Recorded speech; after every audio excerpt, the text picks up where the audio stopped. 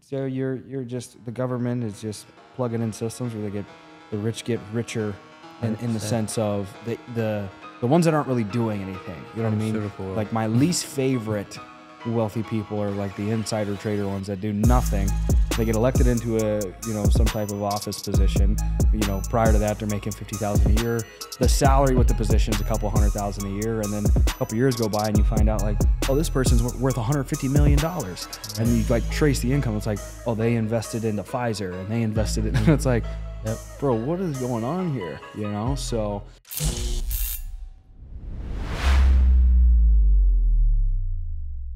Let's go. Another episode of Adversity Kings. We've got Shalom Chamayov, right? Haimov.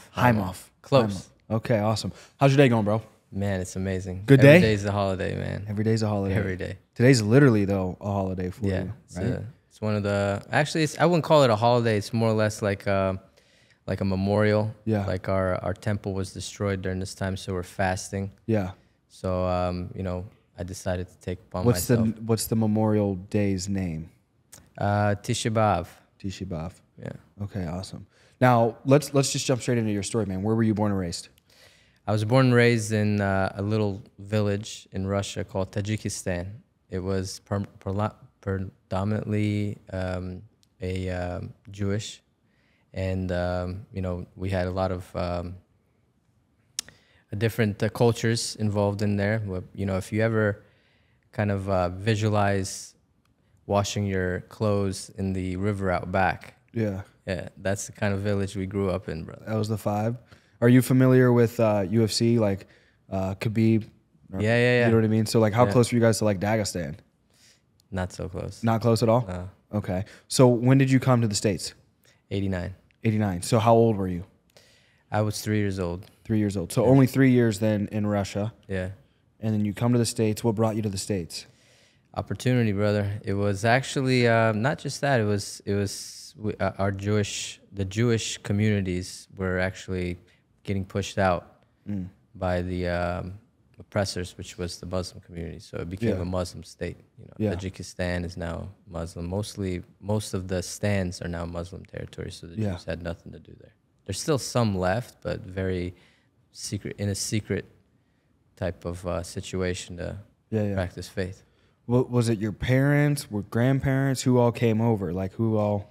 So my parents had a choice whether to go to Israel or the United States. Of course, my mom was pulling my dad to Israel, and my dad was pulling us to the United States. And it was a short battle, but my dad won, thank God.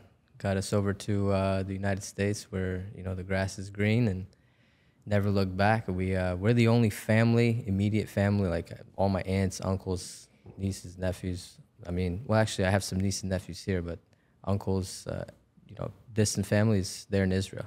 Yeah, they're all in Israel. So how do you go and visit? Yeah, I actually was bar mitzvahed there. Yeah. The very first time I went there was for my bar mitzvah. It's a huge deal to get bar mitzvahed there, right there at the Kotel, at the Great Wall. Yeah. Had all my family there, had Big Bash, and I was very, very fortunate to have that. And honestly, growing up, and I didn't grow up with a silver spoon in my mouth for sure. It was like, man, we were wiping our ass with, and I don't know if I could say that. Yeah, you can. With magazine paper, bro. Yeah. That's how we got brought up, man. My dad said no more than one sheet once we got graduated over to the TP. Yeah. 2-ply wasn't even a thing. Let's go, dude. Okay, so what did your parents do when they got to the States? Like, what did a day look like? What were the jobs? Oh, man. What was the daily routine? Never saw him. Never saw him? Never saw him. It was my sister who raised me and my brother, Ruben. My brother and my sister are 2 years apart. I'm about 10 years apart with my sister, and my brother 8 years apart. Okay. So they're both older than me, and I kind of took... I was raised by my sister. My mom was working 3 jobs. My dad was working 3 jobs. One of the jobs was Oriental rugs. He was sewing and repairing rugs and cleaning them for a company there that was a Persian company. It was a Jewish type of company as well. My father had another job. He was doing pizza delivery in the wee hours of the night before Domino's was almost like 24/7, I think. Yeah. Like I think it was like I think it was like $2 an hour or whatever, or $1 an hour during that time, and you would make most of the money off of the tips, and tips are very low. Yeah. Then he had another job that was, I believe, we had the Zepp Manufacturing Company. He was the guy, like, you know, Homer Simpson would push those buttons to mix the chemicals. Yeah, man. That was him. That's crazy. He did that for 20 years. Now, I know your parents were working 24/7, but did you have and your sister was raising you. So let me just keep it broad, though. Who were you closest with growing up? Was it your sister then? Closest growing up, I'll say I was attached to my mom because I didn't see her so much. And closest with my sister, I'd ask her for all the advice. Honestly, all the advice that she's giving me today, I've been following it to the T, and I haven't been going wrong. She's played a big role in some of my business. And I tell you, some of the advice that she gives me, it's very spiritual. She's also, I don't know if she'd like me to say this, but she's ill. She's got MS, something that we've been battling, and it's getting worse. She doesn't have the ability to really walk straight at all. And, she's kind of like wheelchair ridden right now, and that's been my inspiration, my motivation to kind of find the cure for her, which I know is far-fetched, but something that I've been driven to do is like take care of her, pay back for her, you know. Yeah. Wow. That's incredible. So as you guys are growing up, what was kind of like middle school and high school like for you? Like when did you start to realize you were not going to be like everybody else? You wanted to be different, entrepreneurial, you know what I mean? Kind of like chase that commission, chase that like life of freedom. Yeah. So throughout high school, I mean, let's talk about grade school, middle school. They were telling me I had ADHD, couldn't sit in one place, couldn't pay attention, all the things that are. And where'd normal. you go to school? Like, what states were you in? I was in Georgia. Okay. And it was all, you know, it was Mimosa Elementary School, and then I went to Crabapple Middle School, and then Roswell High School. Yeah. Pretty good schools. What led you guys to Georgia?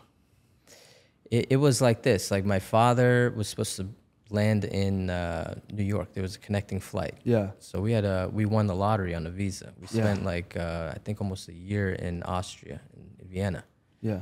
So and it was like they call us to see if you won the lottery, and then sure enough we won the lottery to get the heck out of there. It was almost like a year, but I remember that place vividly. I almost died there twice, man. I learned how to ride a bike there. Yeah. My brother, man, he saved my life 7 times, and that's why I have such a bond with my brother. Yeah. Like I should be dead by now, you know. Yeah.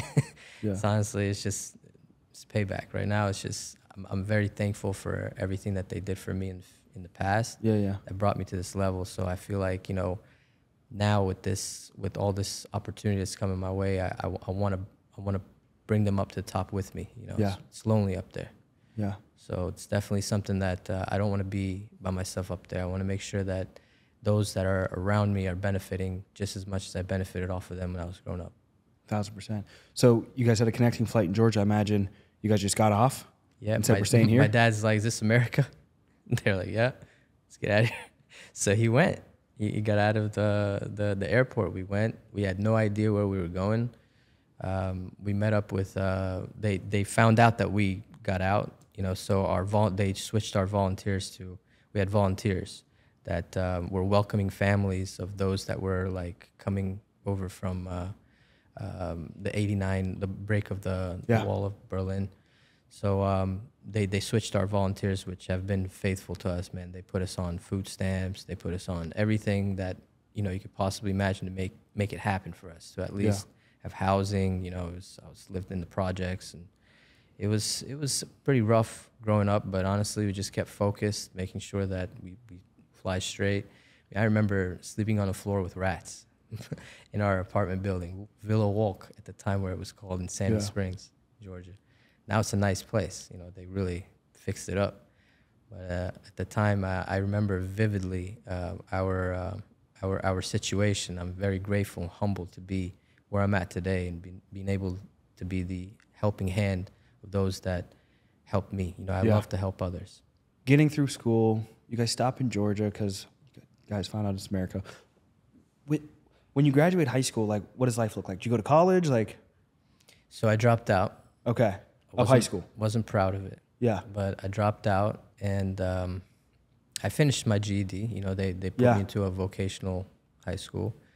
I studied, got my GED, got out, and I just thought, you know, school wasn't for me. I was always shunned by my teachers, telling me to take medication and this and that for ADHD, and I tried, but I was off the walls, and it's like it wasn't for me. So I just was like, look, I don't think school's for me. If they think that I'm already you know, I get a stigma with with ADHD, with pretty much what they're diagnosing everybody these days. Yeah. Honestly, it's some of the best entrepreneurs today have ADHD. Yeah. There isn't an entrepreneur that doesn't have ADHD. Yeah. Yeah, 1,000%. I mean, you're talking about labeling an individual with it's passion disorder. You have an excessive amount of passion. You don't know where to allocate it. So, you know, society, the matrix, all of the sheep, they're going to label that as anything we're not familiar with, we fear. And then when we fear it, we try to destroy it. We try to enslave it. Like, just study history.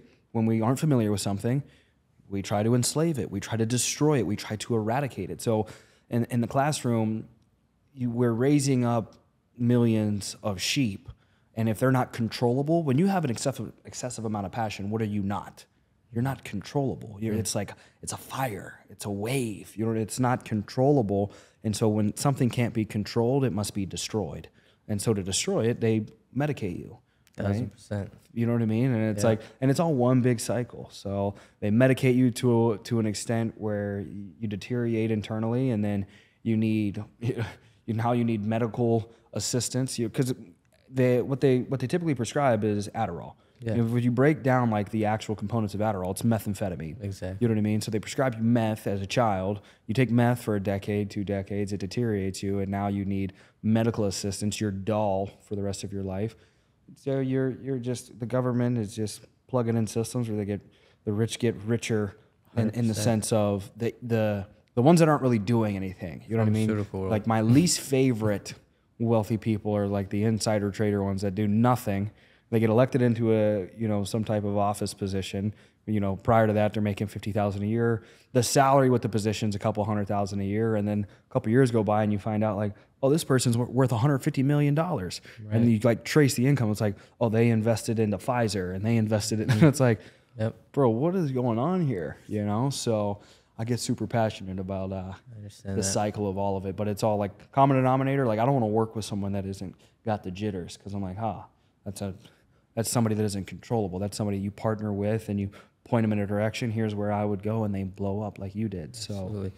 You know, I learned to control my thoughts, passion, your thought, my passion. Yeah, I'm very, very passionate when it comes down to it, and sometimes overly passionate to where I worry myself into a hole. Yeah.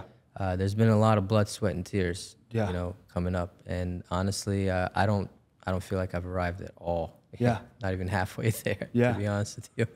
But I've learned to control that with meditation, prayer, and, you know, being spiritual. Yeah. One of the main things that, like, today I'm fasting. It's one of those things, like, my sister, she'd recommended that I donate a Torah to my community. It's a big ordeal, you know. Yeah.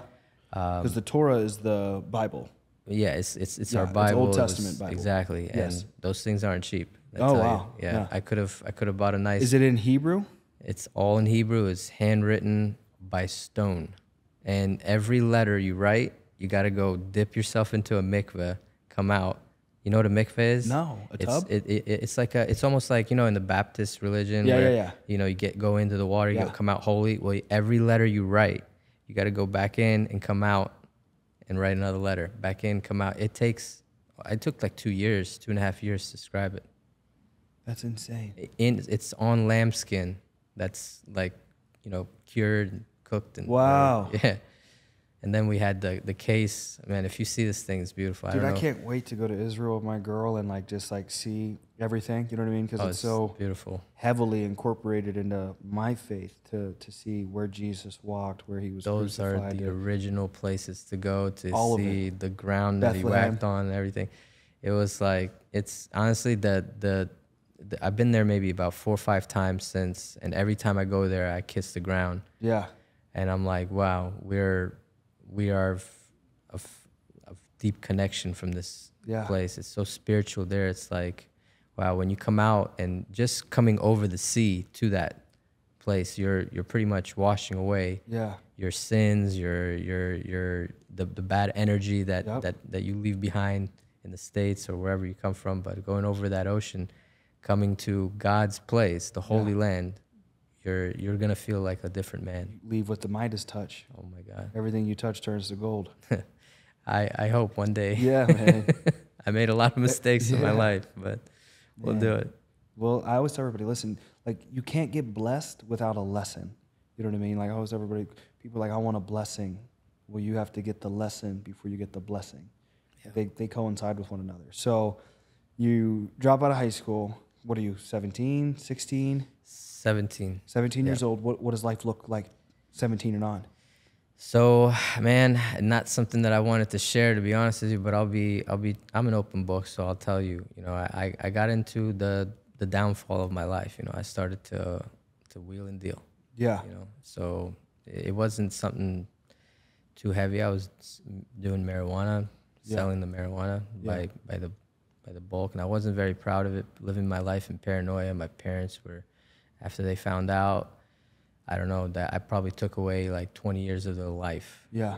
They started deteriorating. Like, how could this be? This isn't how we raised you. This isn't why we came here. Like they were ready to just like hang themselves at that point. So when I saw that, I was like, man, what am I doing? What am I doing? Like, is this, do I want to live in this paranoia? Like our house was robbed 3 times and they would never blame it on me, but I know it was because of me. Yeah. You know what I'm saying? Like people knew where I lived. At the end of the day, they followed me back home. And I tell you, it wasn't a great feeling to be able to live that stretch of my life. And that's why I said to myself, enough is enough. I had to leave. You know, that entire whole scene. I had to get rid of all my bad influences, friends, cut them off, and start to really just collect people into my circle one by one. And I tell you, it was like one person every 2-3 years that got into my circle. So my circle is very, very small. Yeah. Yeah. It has to be. And I think a lot of people don't realize, like, there's a balance between both, because I think a lot of individuals, like, it's lonely at the top. Yes and no, because as you level up, obviously to get to those levels, it's harder. So it is more rare. There's less individuals, but through exposure and through branding, collaborations, you find out there are others just like you and just like us that qualify, can have access to our circles. But I think some individuals, they might get to the top and they don't have enough exposure. So yeah, it can be lonely if you're under a rock. But I think something that's given me peace, especially for like the young man out there looking for a relationship, is like, you're growing in your life. You're like, man, there ain't any good girls out there. No, dog, you just ain't out in the sea. You know what I mean? Like, you don't catch fish on the beach. Like, yes, you're growing, you're getting better. And that just goes for every aspect of business and growing and scaling. But like, you got to get in the ocean and you got to cast your net and see what is out there. You're going to find quality, but you attract who you are. So like, it 1,000% makes sense. Cutting people off and collecting individuals. I think that's when I was, we were with Andy Elliott and PBD a couple weeks ago. And I think the biggest thing that I got from PBD was just be a collector of quality people. Mm-hmm. But you can't be a collector of quality people unless you yourself are constantly pursuing quality in every aspect of your life. It's like looking in the mirror and auditing yourself physically. Do I love this body? Mentally? Do I love this mind I'm creating spiritually? Do I love this faith, this emotional stability? Opening up that bank account every single day. And some of us is like, you know what I mean? We've all been there like, I am not in love with this right now. You know what I mean? Like, I am not in love with this. Where did it all go? And then periods of time where it's like, dog, we're winning, we up. You know what I mean? Like, we're doing good. So it's all beautiful. So when did you stop wheeling and dealing and say like, okay, I'm gonna start that quality path. I'm gonna start growing and scaling? Absolutely. So while I was wheeling and dealing, I also got into sales. My very first sales position was furniture. Yeah. And I realized that if I can sell weed, I can definitely sell some furniture inside of a showroom floor. 1,000%. And I became the top salesman there for a couple of years. And the business, Rhodes Furniture, it went down. Yeah. Unfortunately, and Walmart and all these massive companies. My great grandfather had rooms to go. Dude. They ate them up. My great grandfather had a furniture store, and I remember growing up, my mom would like drop me off there during the day or something while she'd go to work, and this dude give me a quarter or something, and I'd have to like move furniture around all day, and I was like 11, 12 years old. It was the worst days of my entire life, but it taught character development. It made me appreciate money and time as I'm vacuuming up water off the floor, and he's just some old dirty man. Like girls would walk in, young girls would walk in, he'd say the craziest things. Wow. You know what I mean? He's like 90 years old, just some like old flirty dude. But it makes you appreciate. But I was like wondering as I reflect back, like why did his business go down? I start to think of like these massive furniture stores, the distribution, and like makes you think of business. You know, if you're not constantly evolving and innovating. So yeah, I started the furniture gig and I quickly blew up. And then I moved over to New York. You know, after my fallout with my first marriage, I was married. Yeah. Briefly for. You got married young. Yeah. How old? 21. 21. Yeah. And it didn't work out. Yep. Honestly, it was like a culture shock. She was Jewish, but she was of Reform type of faith, Ashkenazi Jewish, which was American Jewish. Nothing against them. I thought for sure she prepared me for life with my wife now, which is Tammy Heimoff. And I tell you, I'm lucky and I'm blessed to be anywhere near her. Honestly, it's just like God sent. We're both level-headed. That's a different story, but at the end of the day, she definitely helped me get prepared to what is to come for the next. We've been married now for 12 years, 4 boys. So I moved over to New York to find myself, you know, after the divorce. You know, my parents were already there. I didn't tell you, but my dad lost his job here after 20 years. You remember that Homer Simpson button I told you about with, he was doing it for Zepp Manufacturing Company, cleaning across America. I'm sure you've seen them with big name companies like McDonald's, Burger King. They use their cleaning supplies, industrial stuff. So he made a mistake. He mixed a drum, which was worth millions of dollars, with the wrong chemical. Yeah. So they had to let him go. So he lost his pension, everything. It was it was. So he went to New York to cut hair, because in New York it only takes like a month or 2 and you got your license, you know. So in Atlanta, Georgia, 900 hours, and he's like, man, I'm not good for school. I got to do this hands-on. Yeah. So he learned it there, and I said, Dad, okay, I'm coming your way. I felt really depressed, you know, at the time, you know, my fallout, my first wife. I didn't know what direction to turn to. I definitely didn't want to go back to selling weed again. You know what I mean? I was down. She cleaned me out. I tell you, and I don't blame her, honestly. The way it went down, I would have gave her everything without her trying to fight me, honestly. I left out of there with just the clothes on my back and the underwear that I'm wearing. Yeah. And I said, let's just do it all over again. And I went to New York without a dime. My parents were humble enough or I was gracious enough to them accepting me in. I didn't spend but 6 months there, and I was in deep debt. I said, you know what, let me go ahead and max out my credit cards. I just got a job at Bob's Discount Furniture there. Did really well there for a good 6 months, and I left. I said, Dad, Mom, don't have a dime to my name, but I'm going to put it all on this credit cards. I have this letter of employment that I'm making this much. Didn't save much. I did pay off most of my debt with my first wife. At the end of the day, there was legal fees and everything else that was still lingering on to my second marriage, and I'll tell you in a minute why.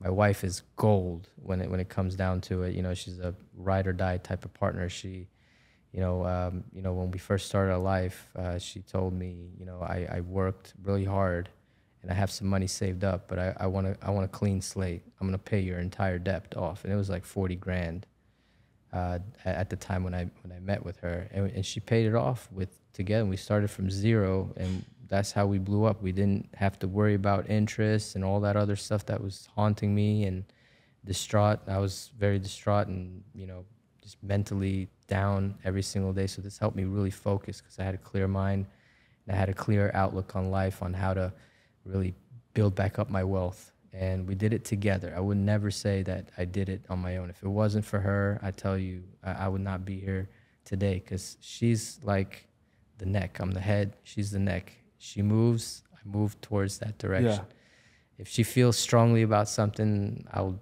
never fight her over it. You know? Wow. She's always been right about everything. My spiritual advisor told me, you know, if you're going to listen to someone, make sure you listen closely to your wife. If she has a bad feeling about someone or something, don't go there. You won't go wrong. And I've never been wrong for that. So for that, I love her for so much reasons. And I tell you, sorry, I'm losing my train of thought. No, I do the same thing. All right. Where were we? No, so we were talking in the transition from the wheeling, dealing, the evolving. You start your own business, you get up to New York, then you hit up your dad. You tell him you're going his way. Yeah. So he and my mom, they were like, okay, stay with us, you know, as long as you need to. I slept inside their living room. I moved my bed over there in their living room. It was cluttering the house. I'm telling you, literally had to climb over boxes to get to the table to sit. They put up with all that stuff. I'm like, wow, I can't be here for that much longer. So motivated the heck out of me to do what I need to do financially to get. So I took a leap of faith. Without a dollar to my name, I put myself back into debt, and I got my first place, you know, and it was, what was it, like at the time, $1,450 a month, 1 bedroom. It was like really, really small, but it was in a nice area, and I was able to get to work on time, and I was able to really focus in on work, because especially when I had to pay for rent, now I had to think about how to get a car and everything else, you know. I just made it happen. I made top producer ever since I've been there, and one of the best things that ever happened to me there. I got fired, you know, for some stupid reason. You know what I mean? The manager called me up to the office, said, "Listen, if you tell me the truth, I can help you out. If you tell me a lie, then I can't do anything for you if you find out." He's like, "Just tell us what it is." He's like, and I didn't do it. Honestly, whatever they said I didn't do it. I was just like, you know what? This guy's going to help me if I tell him what he wants to hear. So I fell for the trap, you know. He says, "Man, I'm sorry, I got to let you go." I said, "Oh my God." So at the end of the day, it was the best thing that ever happened to me, because that's where I found life insurance in general, you know. Yeah. Took a leap of faith, you know, with my wife. We just got married. She told me, go into this interview. This guy's been chasing me for about 6 months. It's funny how I got into it. I know it's a totally different avenue, but my brother was actually recruited into the business before me, but he didn't go in, right? Yeah. He just went to the meeting, said, "Shalom, I'm doing good business with hair here in Broadway. You go, you be the guinea pig, and see if we can actually do it. Come out a winner and show me some of your checks." So week 1, week 2, week 3, 3 months, nothing. He's like, "Man, I knew it." My wife was the one to keep me in there. "Shalom, don't you quit." We were eating out of cans, the ones that we were collecting from the houses that we were in. Yeah. Man, I was like, we were eating on that. Then I went ahead and started making some money. At the end of the day, I broke away from my manager finally off the tit. You know, I was just relying on him to show me. I promise it'll be now, I can do it. But I was just observing. And I was like I had to take that leap of faith. You know, one thing about me, I want to know something thoroughly before I go in there and rock and roll. Because I'm not looking to do it on the small scale. I'm looking to do it on a large scale. So when I went in, the very first week that I came out, boom, showed my brother $3,000 check. He's like, "That was this week?" "Oh, no, that was last week. You get paid every single week the week after." I'm like, okay. Next week, 6,000, boom, 10,000, boom. He's like, "Yo, how do I start?" It took him 6 months after to get in, but I recruited him underneath me, and I honestly, we both started the business together, and that was up in New York. They say if you can make it in New York, you can make it anywhere. So, you know, at the end of the day, I realized that this company was everywhere, you know. So I knew my place was home back in Atlanta, Georgia, and my wife was so gung-ho about moving. She's like, "Man, let's get the hell out of New York. You know, you can buy so much more land, more property, more house for your money." And man, we were looking up in New York. We couldn't even qualify for whatever it is that you need over there. And we were making good. At the end of the day, we had nothing to show for it. So we made the leap of faith. We moved down here, and we wanted to really just head up our own agency here in Atlanta. So I quickly turned into something different, you know. Realized that recruiting was my calling, you know, and that's pretty much where I started my entrepreneurship business, you know, where it wasn't just about recruiting for myself, it was more recruiting for others' success. So that's where the company kind of put me on the map. You know, I got on their preferred vendors list, and I started helping brand new agency owners to be able to lift up and build an infrastructure to recruit. So it was going really, really well. And, you know, COVID hit. You know, COVID hit a good, you know, I was grossing a good $5 million before it went down. At the end of the day, I had to change my business model quickly. So we quickly transitioned into booking field appointments, you know, virtual and into the field. Didn't even know I could book field, but you know, people are going back into the field, which is wonderful. And you have a captive agent, so captive agents or captive audience, do a lot better on the show and everything. So at the end of the day, we started doing both, and that thing just took off, man. I tell you, my wife is the admin, and she's the one that puts everything together. Again, she's meticulously putting up the systems, training the agents, the book, you know, and we've been doing business coast to coast now. Very happy about the way that things are going. I know that we can handle a lot more. Yeah. At the end of the day, it's all about giving back to the company that gave to me, that put me on the map. I just feel so humbled that you know, it's not work for me. It's purpose. You know. Yeah. So I have to, and that makes me feel like I want to get up in the morning every single day, even though things weren't going right. I got 180 people stepping on my neck every morning about the results and this and that, and then I got some great clients that will tell me some great things. So is that how many clients you have right now? Is about 180? Yeah. And what are they mainly utilizing you for right now? Appointment setting? Appointment setting. And you told me yesterday when we met, you're not just limited to the insurance space. You're actually now starting to venture into some solar sales as well with appointment setting. Yes. So for the audience watching, it's like, hey, I'm in a position where I don't want to spend all day and all night setting appointments.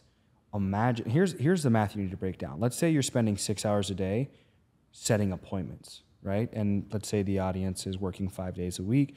The salesperson, the sales lady, the salesman watching this right now, that's 30 hours a week just of you setting appointments. Do you make money setting appointments? No. You make money closing the appointment. So if we took those 30 hours, converted it into them closing more, we set the appointment for you, how much more money would that make you? Absolute worst case scenario, you break even and you free up that mental fog of dialing all day and knocking all day. What would that do for you? Like, there's no way in hell you lose, especially as an entrepreneur, for those that are watching and those that are thinking like, man, 100%. I always tell everybody, as soon as you figure out how to sell, if you spend time setting appointments, you're dumb. Like, it's a literal lack of intelligence. I try to delegate everything. Yeah. I would have someone carry me around if I could.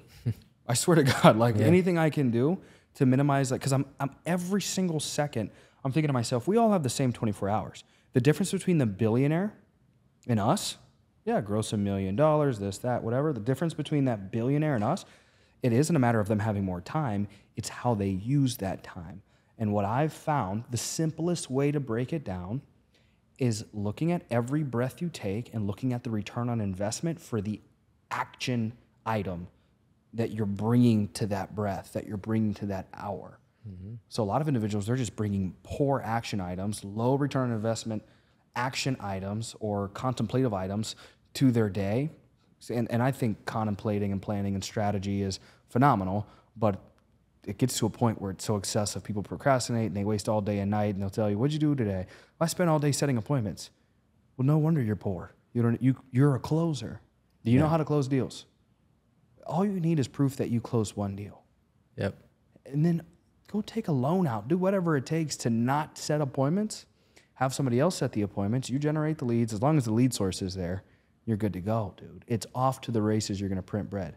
Absolutely. I get so passionate about this because I think if you want to scale a company, you have to operate in green zones. And green zones is just like profitability. It's not profitable for your time to be used in areas that aren't generating revenue. If it's not making you money or making you better, and you're not constantly looking, how can I make this more efficient? Not can I look to do something different. Can I make this more efficient, more effective? That's what appointment setting does. It's like, we are taking your game to the next level by saving you time, especially for those that like think of themselves as being millionaires one day, billionaires one day. Every second you waste is millions of dollars wasted. 100%. Because it compounds over time. Yep. What's that worth to you? It should be worth the loss. So if you lose an hour each week and you're a billionaire, because you figure the average millionaire, you got to make $20,000 a week. You break that down, into a 40-hour work week. Let's just call it a couple $1,000s per hour, whatever. $1,000, $2,000 an hour.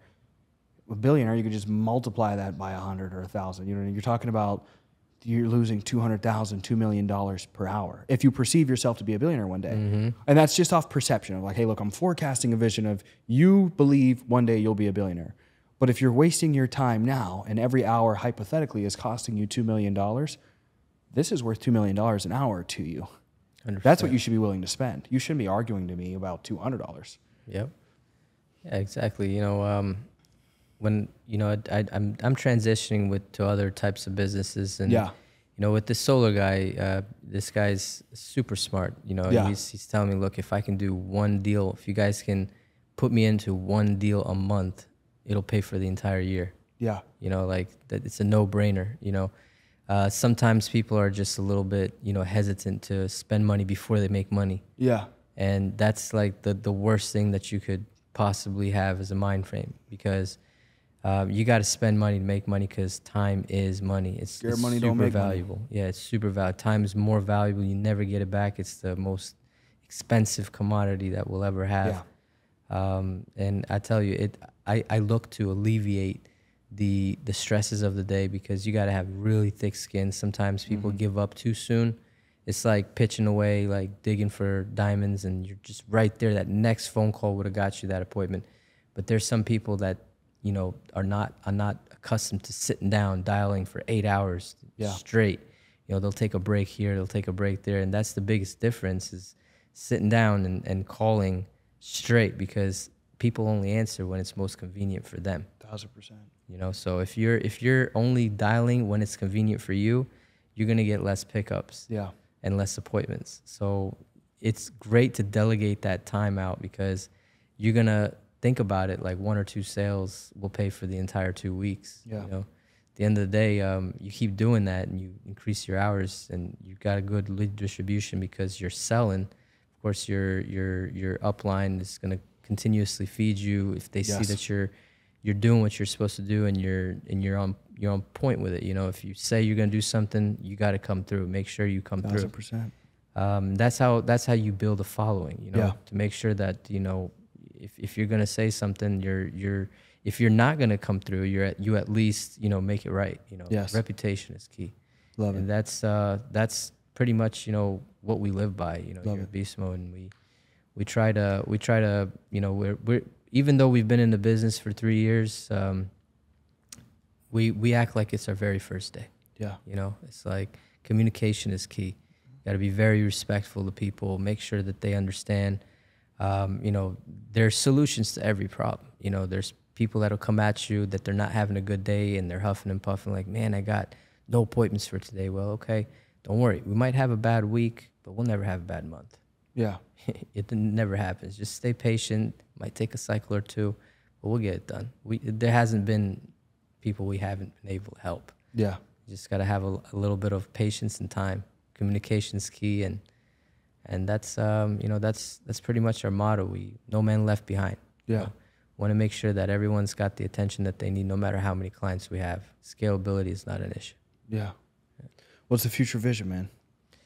Vision, yeah. Man. I want 1,000 seats. If that I don't want to stop there, but like if you're saying like short-term vision is like maybe 3 to 4 more years, 5 more years, I definitely want to get to 1,000 seats, and each client can do at least 2 to 3 clients. I mean, each booker can do 2 to 3 clients. Yeah. So if I do 1,000, we'll just say lowballing 2,000 clients, within the next 2 to 3 years. Yeah, man. Now, are you looking to run the business forever? You want to sell it? You want to just keep question. it? This brings me joy. You know, I love accountability to the highest level. Like Yeah. I fiend for it. You know, at the very end of the day, if I don't feel like I'm needed, I'm wanted, I don't feel like I have a purpose in life. Yeah. You know, I don't care how rich I am. I'm still going to be working till the day that I die. You know, it's just in my nature. You know, at the very end of the day, I don't want to be sitting around doing nothing. I don't want to just live out of my suitcase. You know, that's only going to last you for so long, meaning mind frame wise, like it's going to get boring. Yeah. You know, for me, enjoyment is like I helped someone make it to the next level. And, you know, you might not hear gratitude too often, but when I do get it, I cherish it. Yes. You know, people are quick to complain. I understand that. And I pretty much, you know, fell in love with the complaint, because now if I can make that complaint into a happy thought, you know, and at the end of the day, hey man, I got that founders, I got that presence we were talking about. I'm like, yeah, hell yeah, bro. Now it's time to walk stage. Let's go. Yeah. I love it. Is there anything else on your mind, your heart you want to share before we wrap up? You know, there's plenty of things in my mind and my heart. A lot of times I try to keep it within so that I don't lose that fire. But I'll tell you, everything that I'm a doer. I'm not a talker. You know. Yes. I'm mostly I'll keep it within, and I'll show you better than I can tell you. 1,000%. Completely relate.